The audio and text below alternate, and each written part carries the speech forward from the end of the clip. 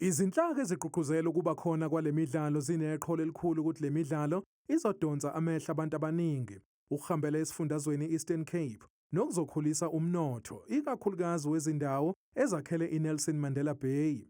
Iphini lemeya yomkhandlu uGary van Niekerk ugqugquzela abathandi bebhola ukuthi bagcine isikhathi uma beze kule midlalo ye-Home of Legends. Go out, go and get your tickets, right? Don't come with that story of funk. I need tickets.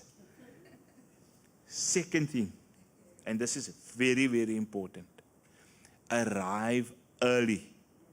Abagqugquzeli bayo bathi babheke amaqembu amakhulu kulomqhudelwano, njengoba iqembu iChippa United belifuna uhoxa kulomqhudelwano ngenxa yesivumelwano. The four clubs, Kaizer Chiefs, Mamelodi Sundowns, Lamontville Golden Arrows, as well as our very own Chippa United. They told us that they will bring spectacular football in this city. Okhulumela iChippa United uthi bazoba ingxenye yale midlalo. I think we must thank the leadership of the city, the process that was led by our Deputy Mayor, Mr. Gary van Niekerk. I think everybody that was involved came to the senses and they were to put the people of the Eastern Cape in front of everyone. Owengamela umnyango wezemidlalo esifundazweni i-Eastern Cape uthi bakulungela ukusingatha le midlalo ezoba ngomgqibelo eNelson Mandela Bay Stadium.